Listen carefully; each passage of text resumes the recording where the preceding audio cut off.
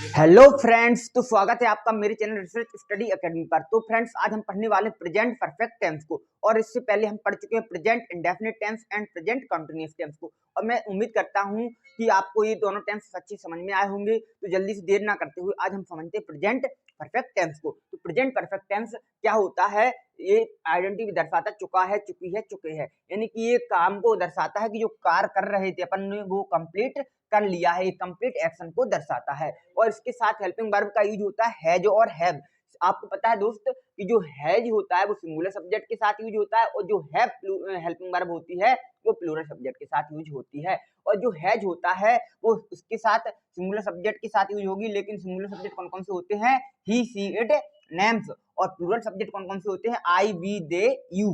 ठीक है दोस्त, आपको समझ में आया होगा। और सबसे पहले हम पढ़ने वाले हैं एफर्मेटिव सेंटेंस को। तो एफर्मेटिव सेंटेंस का स्ट्रक्चर क्या होता है? सब्जेक्ट आता है, सब्जेक्ट के बाद हेल्पिंग वर्ब आती है, हेल्पिंग वर्ब के बाद मेन वर्ब की थर्ड फॉर्म आती है, और ऑब्जेक्ट आता है। तो आपको पता होगा सब्जेक्ट कितने होते हैं, आप पहले जान चुके हैं। He, she, it, name, I, we, they, you. यही सब्जेक्ट में से जो भी सब्जेक्ट होगा उसके अकॉर्डिंग हेल्पिंग वर्ब का यूज किया जाएगा।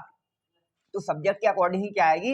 हेल्पिंग वर्ब आएगी। इसके बाद दोस्तों फिर क्या लगाना? मेन वर्ब की थर्ड फॉर्म, क्योंकि जो एक्शन हो रहा है, जो कार्य हो रहा है, वो क्या हो रहा है, उस कार्य के अकॉर्डिंग ही उसी की थर्ड फॉर्म का कंप्लीट एक्शन हो जाएगा, उसी की मेन वर्ब का यूज करेंगे। और ऑब्जेक्ट जो कार्य हो रहा है वो क्या हो रहा है, उसको लिए अपन ऑब्जेक्ट को यूज करेंगे। ऐसे मान लीजिए हमने एक सेंटेंस दिया है, मैं अपना काम कर चुका हूं। आपको पता होना चाहिए दोस्त, इसमें जो सब्जेक्ट आ रहा है वो सब्जेक्ट क्या है?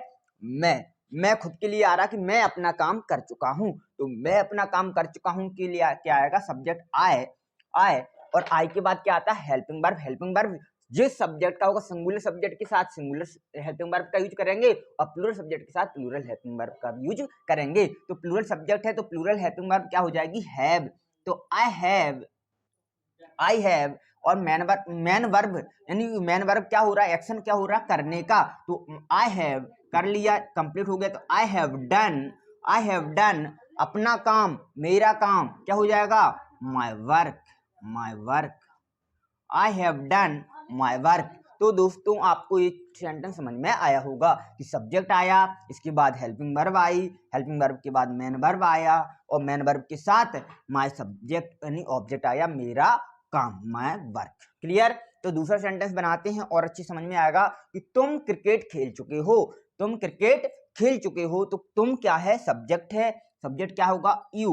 ये प्लूरल सब्जेक्ट है या सिंगुलर? तो क्या है? ये प्लूरल सब्जेक्ट है। प्लूरल सब्जेक्ट तो प्लूरल हेल्पिंग वर्ब होगी, क्या होगा? Have, you have. इसके बाद मेन वर्ब, एक्शन क्या हो रहा है? खेलने का, तो क्या हो जाएगा? You have play. प्ले का थर्ड फॉर्म क्या होगा? प्लेड। और क्या खेल रहे हैं? क्रिकेट। तो played cricket, you have played cricket. एक सेंटेंस अपना क्या हो गया? कंप्लीट हो गया। इसके बाद क्या है? राजा बाजार जा चुका है। तो सब्जेक्ट क्या है? राजा। सब्जेक्ट क्या है? राजा। राजा सिंगुलर है या प्लूरल? तो क्या होगा? सिंगुलर। तो सिंगुलर सब्जेक्ट सिंगुलर वर्ब क्या होगी? हैज। Raja has. जाने का एक्शन हो रहा है, एक्शन क्या? जाने का। तो ये जो जा रहा है वो क्या? कंप्लीट हो गया। तो गॉन टू, कहां जा रहा? Market. Gone to market. Raja has gone to market. तो फ्रेंड्स, और आगे हम दूसरा सेंटेंस प्रकार का बनाना चाहते हैं, नेगेटिव सेंटेंस, यानी कि जो एफर्मेटिव सेंटेंस था इसी का आप नेगेटिव सेंटेंस बनाना चाहेंगे। तो किस प्रकार बनेगा?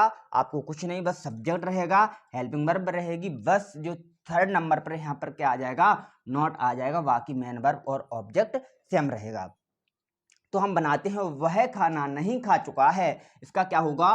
वह खाना नहीं खा चुका है। वह का क्या होगा? ही। ये वह जो है वो पुरुष के लिए ही का यूज करते हैं, और स्त्री के लिए सी का यूज करते हैं। अगर कोई नॉन लिविंग थिंग हो या निर्जीव हो तो उसके लिए इट का यूज करते हैं वह के लिए। क्लियर? तो हम यहाँ पे वह सब्जेक्ट है, सिंगुलर सब्जेक्ट हो गया, और ये पुरुष के लिए आया था तो ही हो गया। तो सिंगुलर सब्जेक्ट होगी, सिंगुलर वर्ब आएगी, क्या होगा? Has, he has. और थर्ड नंबर पर क्या चाहिए? नॉट, क्योंकि ये नेगेटिव सेंटेंस है। तो क्या हो जाएगा? ही हैज नॉट।